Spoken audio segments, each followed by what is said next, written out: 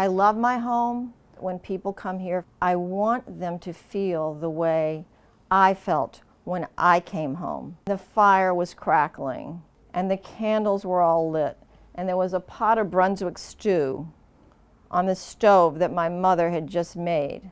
There was such a sense of belonging and home, and this is what matters. We were surrounded by love.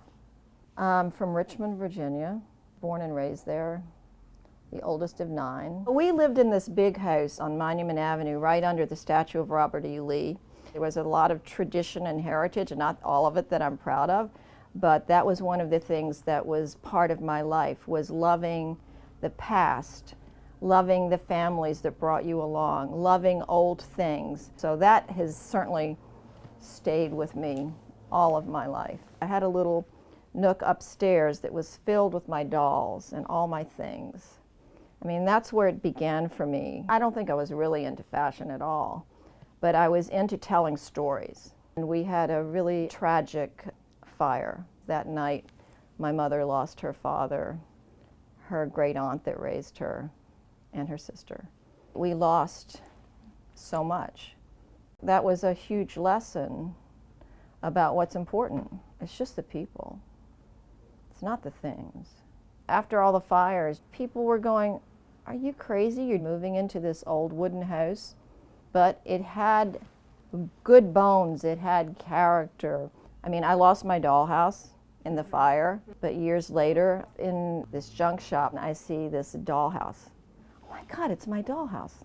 It's the same one. And I just picked it up. I didn't think about how am I going to get this home.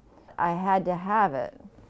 I had this feeling that New York was where I needed to be. I wanted to be a writer. When I was growing up, writers lived in walk-ups in Greenwich Village. I started loving this magazine called Mademoiselle. I realized that they had this program called Guest Editors. Howard, my husband, worked in the advertising department. That's how we met.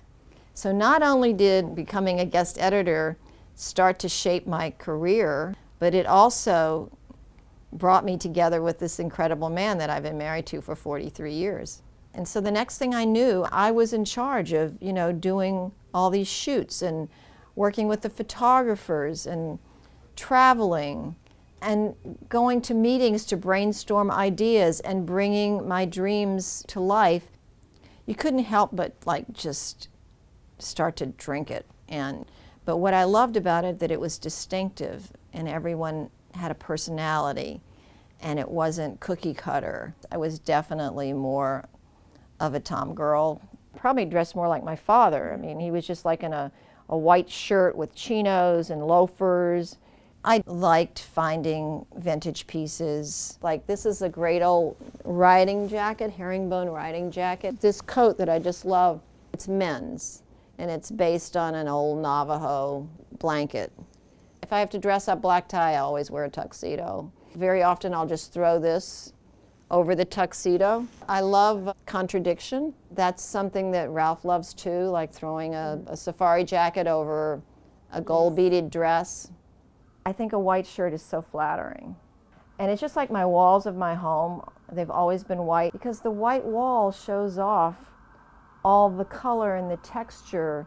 I never iron anything. I love wrinkles on my face, on my clothes. This vest, it's an old Western vest. I tried it on and then I looked on the back and it had the year I was born. These are pine cones and it's a little pin. I just use it to keep the vest in place. I always wear my watch on top of my shirts or sweaters. I have thousands of these little Lady of Guadalupe Mexican bracelets. My hair is like my biggest accessory. People say when you reach a certain age, you should cut your hair. You can do whatever you want. It's fine with me. But don't tell me that I can't keep my hair long if that's what makes me comfortable. These are like old fries. Thank God I have this great shoemaker downstairs who's like rehealed and resoled them. And he always looks at me and he says, "No polish, no polish." I said, "No polish." I love military. I love uniforms, things that are worn and weathered and tattered. I'm just the person that loves to explore, hunt, and discover. I was invited to go to the party of the year at the Met. So I put this dress on. I mean, all of a sudden, Diana Vreeland is like standing in front of me, and I'm like aghast. And she said, "Darling, I love your dress. Where did you get it?" So a little while later, I'm like recovering, and Howard said, "Do you realize that your dress is inside out?" Which to me made the whole thing even better.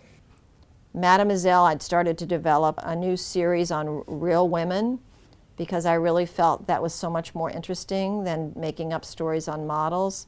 And so we started doing lifestyle stories on real women. Alexander Lieberman became a really important mentor for me.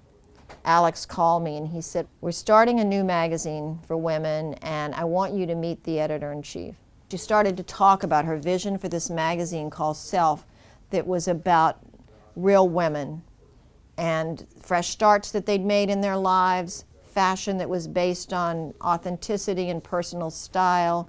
And then I realized this was like my dream job. Working for Self was such an amazing time in my life. I moved on to Ralph Lauren. I've worked now for Ralph 25 years, and every day I'm excited. Ralph, he hadn't had any training as a designer. He just had a vision and an instinct. "Well, Ralph, I've never done this before." Don't worry about it. I had an aesthetic that was aligned with him. My new book, which is Never Stop to Think, Do I Have a Place for This? And I filled it with the lives and examples of all kinds of collectors. I think this is my favorite picture of all. This woman, Maria, that lives in New Orleans. They just moved in when Katrina hit. And in the kitchen, there's a smudge on a window that she left there, which was how high the water came. Katrina patina, she calls it.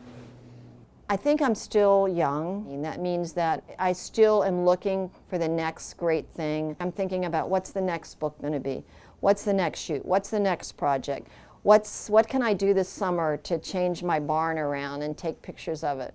I like who I am. I like the way I look. There are some things that bother me with my face, but you know what? Those are lines from my life and living.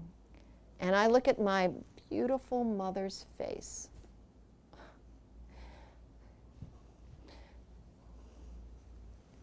93 years old. She has given birth and raised 9 children and lost a couple along the way. And I look at that beautiful face of hers. I want my mother's face. My mother and father are my bones and my heart and everything.